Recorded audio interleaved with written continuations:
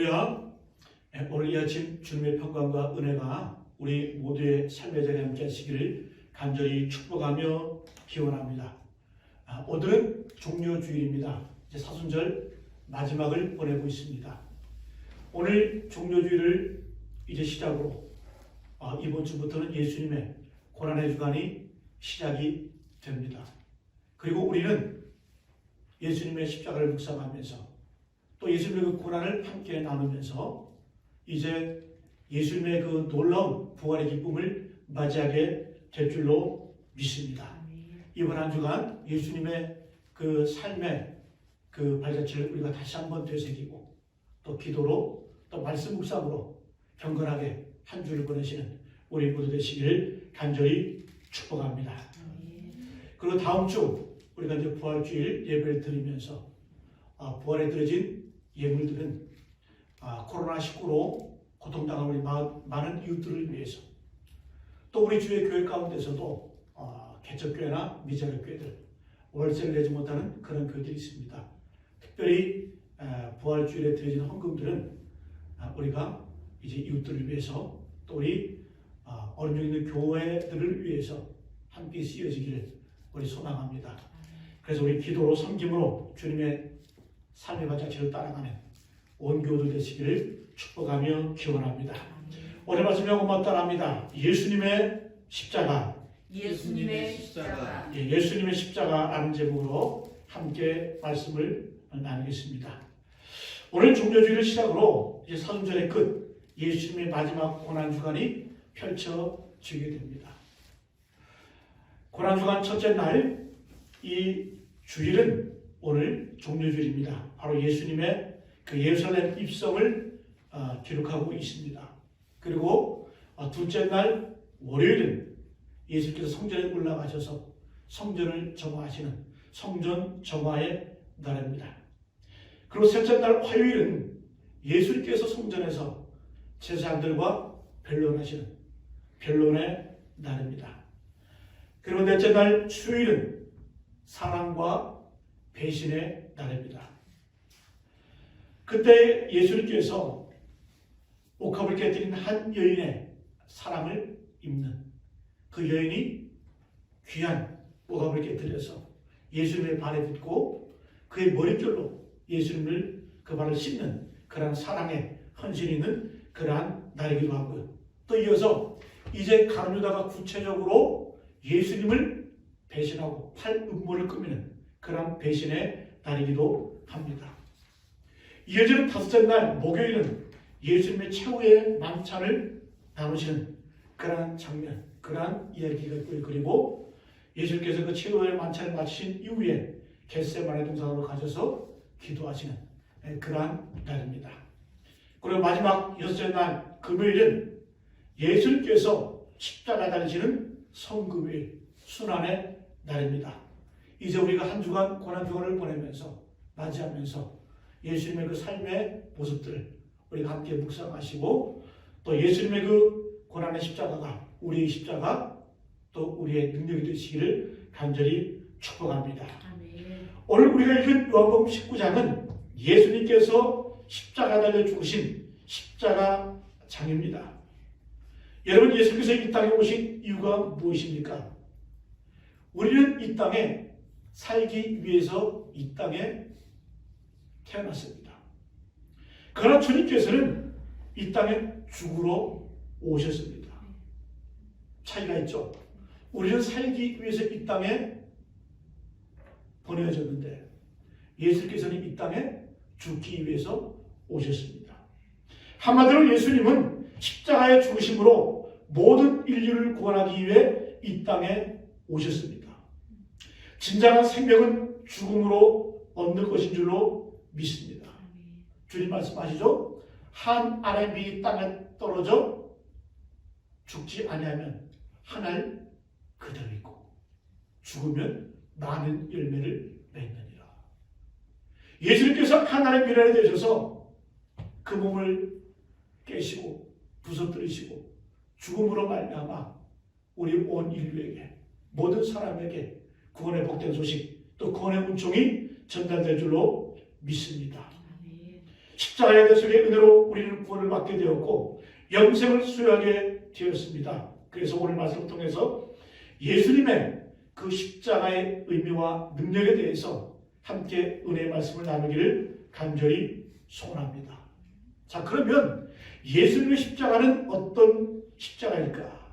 우리 한번 따라합니다. 예수님의 십자가는 변화의 십자가이다. 변화의 십자가이다. 예수님의 십자가는 첫 번째로 변화의 십자가입니다. 예수님의 십자가 안에는 변화의 능력이 있는 줄로 믿습니다. 여러분과 십자가를 만나면 우리의 인생이 바뀝니다. 우리의 영혼이 바뀝니다. 십자가를 믿고 바라보는 자는, 즉 예수님을 제대로 만나게 되면 우리 인생 가운데 놀라운 변화의 능력을 경험하게 된다는 거예요. 그래서 종교개혁가 마틴 루터는 십자가를 이렇게 표현합니다. 즐거운 교환이 일어나는 곳. 십자가가 뭐라고요? 즐거운 교환, 즐거운 체인지, 그런 교환이 일어나는 곳이라고 이렇게 얘기합니다. 그는 이렇게 말합니다. 십자가에서 죄를 가지고 왔다가 용서를 안고 돌아갑니다. 상처를 가지고 왔다가 치유를 가지고 돌아갑니다. 가난을 가지고 왔다가 부유를 가지고 돌아갑니다. 죄책감을 가지고 왔다가 자유함을 가지고 돌아갑니다. 염려를 가지고 왔다가 평강을 가지고 돌아갑니다. 열등감을 가지고 왔다가 자존감을 가지고 돌아갑니다. 영벌을 가지고 왔다가 영생을 가지고 돌아갑니다. 십자가는 뭐라 했어요? 즐거운 교환이 일어나는 것. 이것이 바로 십자가의 능력인 줄로 믿습니다. 여러분, 오늘 이 말씀의 내용을 보게 되면 예수님께서 십자가에 달리시는 현장 가운데 4명의 여인이 등장을 하죠. 4명의 여인이 등장을 합니다. 그럼 남자들, 제자들 다 어디로 갔을까요? 다 도망갔습니다. 25절 보게 되니까 예수님의 십자가 곁에는 그의 어머니와 이모와 글로바의 아내 마리아와 막달라 마리아가 섰는지라. 4명의 여인이 예수님의 십자가 곁을 지키고 있습니다. 다른 제자들은 다 도망갔어요. 그런데 제자 가운데 한 명, 바로 사도 요한은 예수님의 곁을 지키고 있습니다. 오늘 본문에는 예수님께서 십자가에 못 박히시면서 이 자기 자리를 지켰던 그 4명의 여인들에게, 또 그의 어머니 마리아에게, 또 사도 요한에게 마지막 말을 남기는 그런 내용이 소개되고 있습니다. 오늘 예수님께서는 당신의 어머니 마리아에게 이제 이야기하시면서 그의 어머니 마리아를 자기의 사랑하는 제자였던 사도 요한에게 부탁을 합니다. 우리 26절과 27절 같이 한번 볼까요? 예수께서 자기의 어머니와 사랑하는 제자가 곁에 서 있는 것을 보시고, 자 보세요. 예수님의 어머니 마리아가 있고 그 곁에 누가 있어요? 자기가 사랑하는 제자 요한이 서 있는 것을 예수님이 보신 거예요. 자기 어머니께 말씀하시되 여자여 보소서 아들이니라 하시고, 또 그 제자에게 이르시되 보라 내 어머니라 하신데 그때부터 그 제자가 자기 집에 모시니라. 뭐 예수님께서 길게 말씀하신 거 아니에요. 예수님은 어머니에게 뭐라고 말씀하신 거예요? 여자여 보소서 당신의 아들입니다. 자기를 보라고 한 게 아니라 옆에 있는 요한을 보라는 거예요. 내가 이제는 당신의 아들로서 효도할 수 없으니까 그 옆에 있는 요한에게, 그의 어머니에게 옆에 있는 요한이 당신의 아들이 될 것입니다. 그 요한에게는 뭐라고 말씀합니까? 제자에게 이르시되 보라 내 어머니라. 그때부터 그 제자가 자기 집에 모시니라. 여러분, 한번 생각해보세요. 졸제 요한은 예수님의 어머니 마리아를 모시게 되었어요. 뭐 조금 부정적으로 얘기하면 떠맡게 되었다는 얘기죠. 그죠? 여러분, 예수님의 어머니 마리아는 어쩌면 이 요한에게는 십자가가 되었습니다. 그렇죠? 예수님 십자가 상에서 예수님 마지막 부탁을 하시는데 네? 마리아에게는 나는 이제 당신 아들로서 효도할 수 없습니다. 책임을 다할 수 없습니다. 당신 아들이 옆에 있습니다. 그리고 요한에게는 요한아, 옆에 있는 마리아, 내 육신의 어머니가 이제 너의 어머니이다. 그때부터 요한은 순종을 하면서 예수님의 어머니를 자기의 집으로 모셔드립니다. 오늘 이 골고다 언덕에서 예수님만이 십자가를 진 것이 아니라 요한도 작은 십자가를 지게 되었다는 것. 여러분, 십자가가 무엇입니까? 쉽게 말하면 한마디로 예수님 때문에 자기 마음대로 살지 못하는 것. 여러분, 요한이 얼마나 부담됐겠어요? 제자 중에 가장 어린 제자가 요한이었잖아요. 그죠? 그 요한에게 예수님께서 자기 어머니를 부탁하니까 요한은 순종을 해서 자기 어머니로 모시고 살게 된 거예요. 어찌 보면 이제 요한은 그 마리아 때문에 자기 마음대로 살지 못하는 그러한 인생을 살게 됩니다.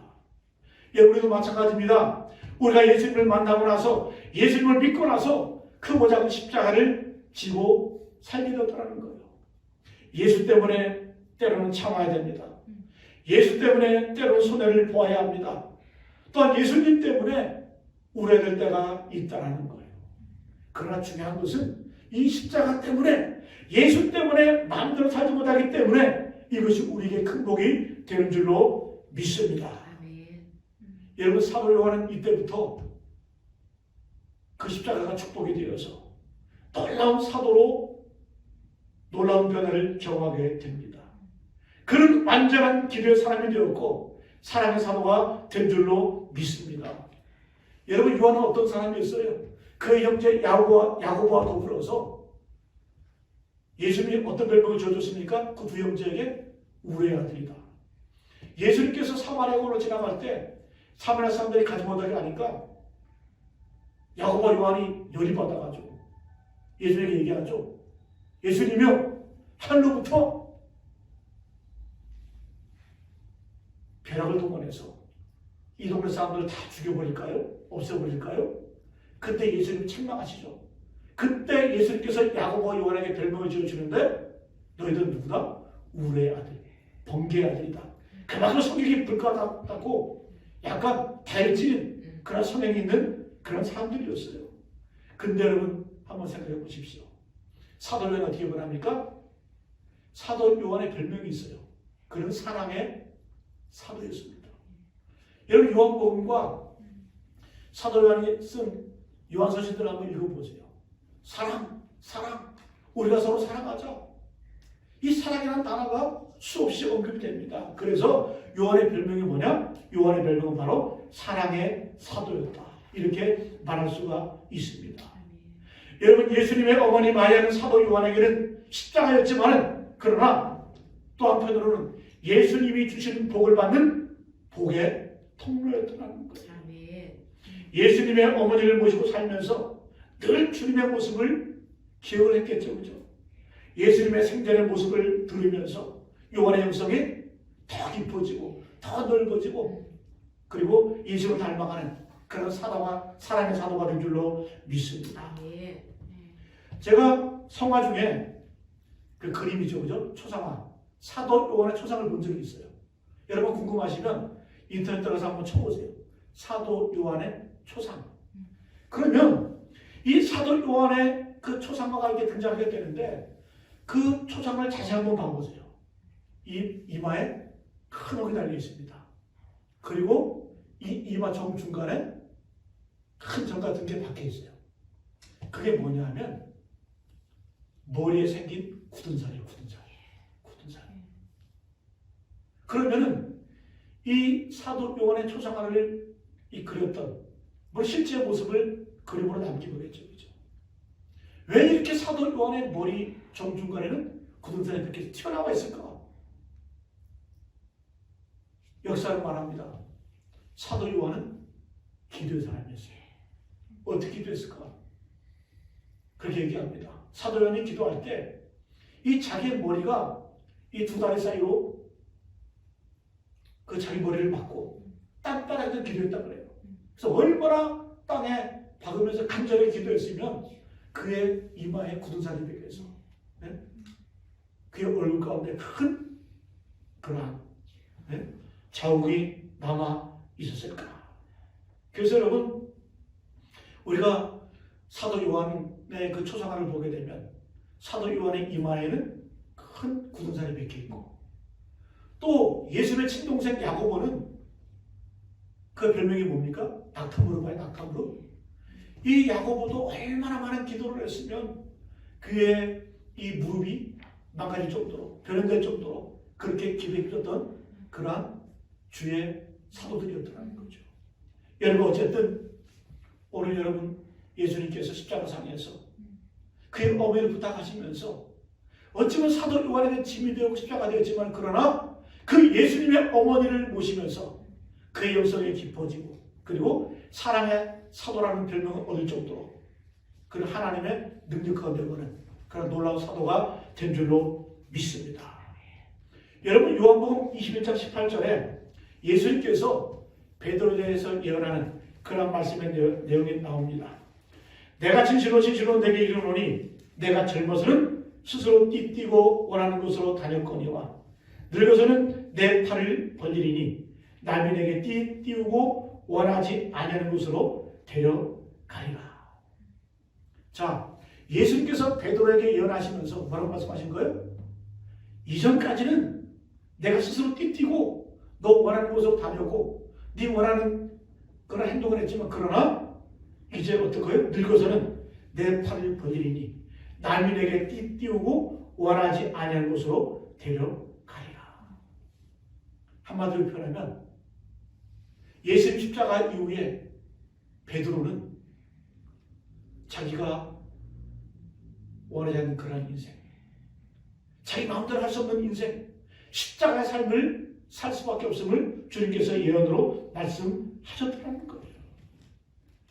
여러분, 그러나 어떻습니까? 예수님을 생명으로 주님으로 모시고 그리고 제자가 된 다음 베드로의 남은 인생은 예수님의 뜻을 따라 살아가는 그러한 인생, 또 예수님의 십자가를 감당할 수 있는 예수님의 흔적을 가지고 살아가는 그런 놀라운 위대한 지도자가 된 줄로 믿습니다. 여러분, 이 십자가를 통해서 변화되는 사람들이 참 많이 있어요. 특별히 예수님의 그 십자가를 억지로 지고 간 구레네 시몬 아시죠? 구레네 시몬. 이 구레네 시몬은 예수님 십자가 다니실 때에 그때 잠깐 구경 나왔던 사람이에요. 구경 나왔다가 재수없게 로마 군사들에게 붙들려가지고 예수님 십자가 졌던 그런 사람이에요. 속된 말로 재수없게 붙들려서 예수님 십자가를 지고 골고다까지 올라간 그런 인물이 바로 구레네 시몬입니다. 얼마나 억울하고 수치스럽고 고통스러웠을까. 그러나 여러분, 놀라운 사실은 억지로 십자가 가운데 구레네 시몬의 삶은 축복으로 변화되었다는 거예요. 그날 이후로 구레네 시몬의 가문은 변화됩니다. 가족들이 변화됩니다. 세월이 흘러서 구레네 시몬의 두 아들 알렉산더와 루포가 로마서 기록되었죠. 그죠? 그때 사도 바울은 이 알렉산더와 루포를 뭐라고 소개하냐? 그들의 어머니는 내 어머니다. 여러분, 이미 알렉산더와 루포는 그 구레네 시몬의 그 아버지의 순종, 십자가 사건을 통해서 초대교회 위대한 지도자가 됩니다. 그리고 구레네 시몬의 아내, 그리고 알렉산더와 루포의 어머니는 사도 바울이 그들의 어머니는 내 어머니라 할 정도로 막단 영향을 끼치는 신앙의 고물이 되었다라는 거예요. 십자가를 억지로 줘도 이런 복을 받는 겁니다. 이런 변화를 경험하게 됩니다. 그 일로 인해서 놀라운 하나님의 역사를 만들어가는 그런 놀라운 가문이 된 줄로 믿습니다. 제가 예전에 어떤 분의 고백을 들은 적이 있어요. 평생 군에서 장군까지 올라갔어요. 별을 단 이 장군까지 올라갔는데 이제 퇴원한 이후에 온 가족이 미국으로 이민을 가게 됩니다. 꽤 오래전 이야기인데, 근데 그분이 이제 태국 장군으로서 미국에서 이민생활을 하는데, 여러분, 미국 이민생활이 뭐 요즘에는 안 그렇지만 예전에는 교회 공동체를 중심으로 이 한인 공동체가 이루어졌습니다. 이 태역 장군의 아내가 열심히 교회를 다닙니다. 근데 미국에 와서 그의 아내가 너무 열심히 교회를 다니니까 이분이 열이 받은 거예요. 아내를 구타를 합니다. 심지어 교회까지 쫓아가서 그의 아내를 막 데려오고 강제롭게 데려오는 그런 일을 한답니다. 근데 어느 순간 이분이 아내를 데려갔다가 교회 데려갔다가 자기 예수를 믿게 됐어요. 예수를 믿게 되었는데 엄청난 변화를 경험하게 됩니다. 평생 동안 아내를 구타하고 아내를 핍박하고 교회 못 다니게 그렇게 핍박했던 그 남편이 예수를 만난 다음에 아내를 더 이상 구타하지 못하는 거예요. 그 어떤 분이 물어봤어요. 왜 이렇게 변화됐습니까? 이 태역 장군이 하는 고백이 이런 고백을 하는 거예요. 예수를 만나고 나니까 내 마누라, 내 아내가 어떻게 보이냐? 예수님의 여동생으로 보이더라는 거예요. 여러분, 예수님의 여동생 같이 보이는데 어떻게 때리겠어요? 예수님 만난 다음에 변한 거예요. 변화를 경험하게 된다는 거죠. 여러분, 또 어떤 분이 예수를 믿게 되었는데 그분은 술 주정뱅이였고 도박꾼이었어요. 근데 예수님 믿고 나서 삶이 변화됐습니다. 친구들이 와서 깜짝 놀라는 거예요. 예수 믿고 난 다음에 변화된 모습을 통해서. 그래서 네가 예수님 만났는데 교회 다니게 됐는데 그러면 내가 믿는 예수님, 내가 믿는 하나님이 살아계심을 한번 내게 한번 증명을 한번 해봐라. 이렇게 얘기를 하는 거예요. 근데 여러분, 이분이 이 친구들에게 이렇게 얘기를 합니다. 나는 무식하기 때문에 논리적으로, 신학적으로 하나님이 살아계심을 내가 증명할 수는 없다. 그러나 나는 분명한 것은 내가 이렇게 말할 수는 있다. 한번 들어보세요. 예수님을 만나기 전에는 나는 술주정뱅이였다. 그러나 예수님을 만난 이후에 술을 끊게 되었다. 오히려 술 취해 살기보다는 성령이 취해서 살게 되었다. 나는 예수님 만나기 전에는 노름꾼이었고 도박꾼이었다. 그런데 예수를 만난 이후에 노름꾼에서 가정적인 아버지로 변화가 되었다. 내가 예수를 만나기 전에는 내가 집에 들어가면 내 가족들은 바퀴벌레 사라지듯이 자기 방으로 도망갔다. 그러나 주님 만난 이후에 이제 내가 집에 들어가면 아이들은 내게 달려와 내 품에 안긴다. 여러분, 이분 스스로 얘기하는 거예요. 나는 무식하기 때문에, 나는 배우무시했기 때문에 내가 믿는 예수님에 대해서, 내가 믿는 하나님에 대해서 신학적으로 논리적으로 증명할 수 없지만 그러나 분명한 것은 뭐다? 내가 예수 믿고 변화되었다. 여러분, 십자가에는 놀라운 변화의 능력이 있는 줄로 믿습니다. 고린도서 1장 18절 말씀에 십자가의 도가 멸망하는 자들에게는 미련한 것이요 구원을 받는 우리에게는 하나님의 능력이 됩니다. 할렐루야! 십자가는 어떤 능력이 있습니까? 그 십자가는 우리의 구원의 능력인 줄로 믿습니다. 구원의 능력일 뿐만 아니라 우리를 변화시키고 또 우리에게 도전을 주는 삶의 능력이 있는 그런 십자가, 그것이 바로 우리의 능력이 되는 줄로 믿습니다. 두 번째 한번 따라합니다. 예수님의 십자가는 효도와 순종의 십자가였다. 예수님의 십자가는 효도의 십자가입니다. 그리고 순종의 십자가인 줄로 믿습니다. 여러분, 한번 생각해 보세요. 예수님이 십자가에 달려주실 때 그의 어머니 마리아가 바로 그 십자가 밑에 울면서 통곡을 하면서 절규합니다. 인간적인 면에서 보게 되면 예수님의 그 모습은 참으로 불효하는 그런 모습이죠. 여러분, 불효 중에 가장 큰 불효가 무엇일까요? 부모보다 자식이 먼저 죽는 게 가장 큰 불효예요. 근데 예수님께서는 그의 어머니, 부모보다 먼저 죽을 뿐만 아니라 자신의 죽음을 그의 어머니의 두 눈으로 보게 합니다. 머리에 가시관을 쓰고 피 흘리는 그 아들의 처참한 모습, 온몸의 물과 피를 다 쏟아내면서 죽어가는 그 아들의 모습, 마지막 그 최후에 십자가의 피 흘림의 처참한 광경을 어머니 마리아로 하여금 보게 합니다. 여러분 그것이 얼마나 큰 트라우마인지 아세요? 제가 아는 선배 가운데 그런 분이 계세요. 자기 아들이 죽는 거를, 교통사고로 죽는 것을 그 아버지의 아빠의 눈으로 봤어요. 근데 그분이 한 5년 동안은 사람이 멍해. 그 트라우마, 그 아픔, 그 상처가. 여러분, 부모로서 가장 큰 슬픔은 뭐냐? 자기 자녀가 죽는 모습을 보는 거예요. 여러분 오늘 한번 보세요. 예수님께서는 그 십자가에 달려 죽으시면서 그 처참하게 그 죽어가는 그 모습, 손과 발에 찢어 모자 박혀 흉터에 매어서 그 찢어진 채 피 흘리는 그 모습, 그 허리에 창이 박혀서 무릎에 빌다 쏟아지는 그 모습, 그 모습을 하나도 빠짐없이 그의 어머니로 보게 합니다. 또 듣게 합니다. 라마 사막다니, 아버지 왜 나를 버리셨나이까? 그 절규, 그 소리를 어머니라고 듣게 하십니다. 여러분 인간적으로 보면 가장 불효막심한 거죠. 그리고 그의 어머니 마리아로서는 그 일생일 때 가장 고통스럽고 가장 아픔의 순간이었습니다. 자, 그러면은 우리는 한번 생각을 해봐야 돼요. 왜 예수님께서는 이런 자신의 고통, 죽어가는 그 모습을 그의 어머니로 하여금 상상해 보게 했을까? 예수님 그렇게 할 수 있었을 거 아니에요? 하루 전에 제자에게 얘기를 해서, 야, 나는 십자가에 달려 죽을 거야. 그 죽는 그 모습 너무 비참하고 너무 잔인한 그런 그 죽음, 우리 어머니 못 오시게 해라.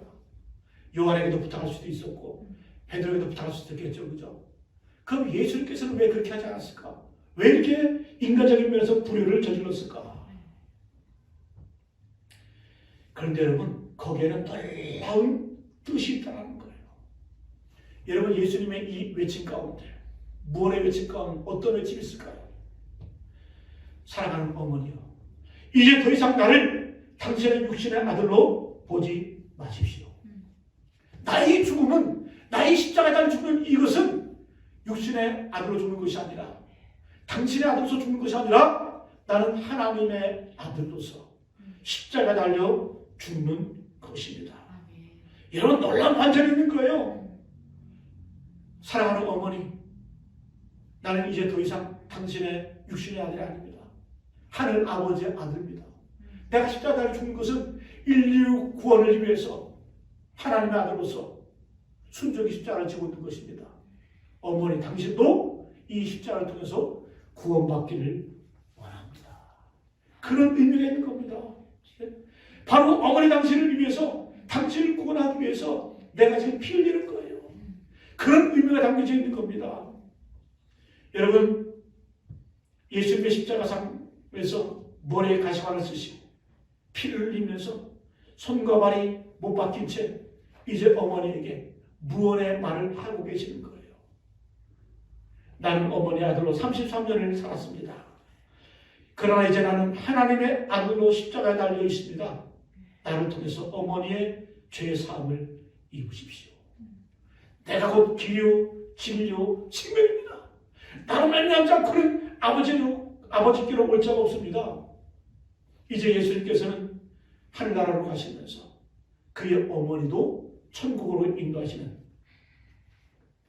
여러분 예수님은 불효를 하고 있는 것이 아니라 인생에서 가장 큰 효도를 하고 계신 줄로 믿습니다. 여러분 예수님의 십자가는 효도의 십자가입니다. 육신의 어머니께 효자였고 하늘 아버지의 뜻을 이어드리는 하늘 아버지께 효도하는 효자인 줄로 믿습니다. 여러분 한번 생각해 보세요. 진정한 효도가 무엇일까요? 부모에게 좋은 음식 대접하고 좋은 입혀드리고 좋은 집 사드리고 그것이 효도일까요? 물론 이것도 효도입니다. 그러나 가장 큰 효도는 내 부모, 형제, 자매를 눈물도 고통도 죽음도 없는 저 천국으로 인도하는 것, 그것이 가장 큰 효도가 아닐까요? 여러분 예수께서는 이것을 이루셨다는 거예요. 어머니도 내가 있어야 할 그 나라에 오십시오. 이 십자가상에서 천국으로 초청하는 그 예수님의 그 모습, 다시 말씀드리면 예수님은 마지막 순간에도 가장 큰 효도를 실천하셨다는 거예요. 아멘. 여러분 우리도 마찬가지입니다.